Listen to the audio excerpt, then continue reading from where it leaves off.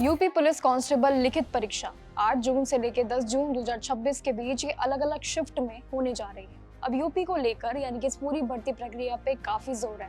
आपने इसमें करीब 30,000 वैकेंसी वाली भर्ती के लिए जरूर अप्लाई किया होगा, लेकिन अब है परीक्षा का समय। ये समय बहुत जरूरी है क्योंकि मात्र कुछ ही दिन बचे हैं और ये सिपाही की सरकारी नौकरी पाने का भी सबसे बड़ा और एक सीधा रास्ता लिखित परीक्षा का जरूर है, यानी कि जिससे स्कोर का आधार भी आप जरूर लगा सकते हैं कि आपके फिजिकल के लिए कितने पड़ाव होंगे और टेस्ट के लिए क्वालिफाई आप कैसे कर पाएंगे। इस बार यूपी पुलिस लिखित परीक्षा में कुल मिलाकर 150 ऑब्जेक्टिव टाइप यानी कि जिसे एमसीक्यू कहा जाता है, ये सवाल पूछे जाएंगे। एमसीक्यू टाइप क्वेश्चंस रहेंगे। हर सही जवाब के लिए 2 मार्क्स भी जरूर मिलेंगे, लेकिन जिसका मतलब ये जरूर है कि पूरा पेपर 300 मार्क्स का जरूर बैठेगा।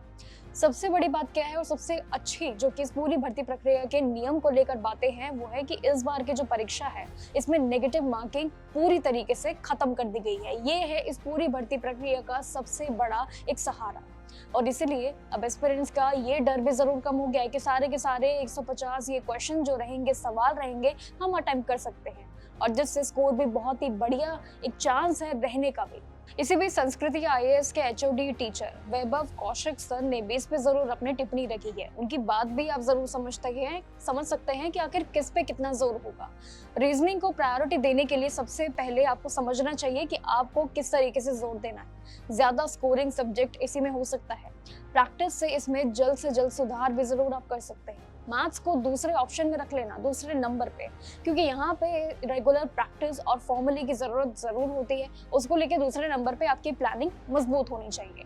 अब इसके बाद हिंदी का तीसरा स्थान आप जरूर रख सकते हैं, यानी कि 3rd पोजीशन पे हिंदी रख लो। एक आसान स्कोरिंग सब्जेक्ट है, ये काफी आसान भाषा है। जनरल नॉलेज को भी आप चौथे में रख सकते हैं। ये आपका हो जाएगा एक 4th टॉपिक जहाँ पे आप जोर दे सकते हैं, क्योंकि ये सारी चीजें इसमें थोड़ी थोड़ी पढ़ लेंगे आप तो इन सभी का एक कोऑर्डिनेशन बैठ जाएगा, इन सभी की प्लानिंग आपकी मजबूत हो जाएगी जितना स्टेप वाइज लेके चलेंगे।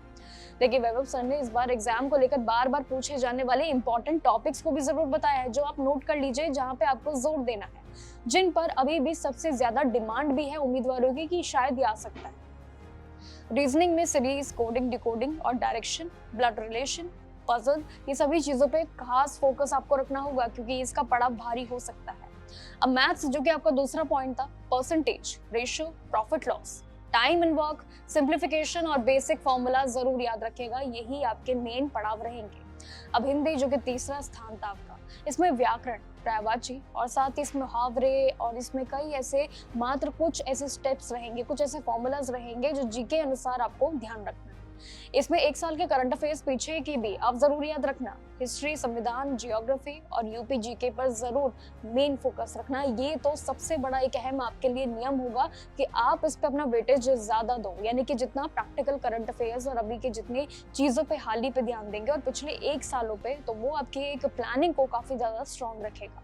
लेकिन इतना जरूर तय है कि ये एक्सपर्ट्स के राय और साथ ही सभी एस्पिरेंट्स के राय जरूर मैच होती है। किस पे कितना वजन आपको देना है, कौन सा सेक्शन कितने वेटेज पे रहेगा, ये सभी चीजें बहुत मायने रखती है क्योंकि मात्र सिर्फ 2 से 3 दिन ही बचे हैं इस पूरी भर्ती प्रक्रिया की परीक्षाओं को लेकर। तो इसलिए सिपाही भर्ती की परीक्षा को लेकर जरूर अपनी तैयारियों को मजबूत रखें। बाकी जो भी जानकारी रहेगी आपके साथ शेयर करेंगे। ऑल द बेस्ट आप सभी की एग्जामिनेशन के लिए।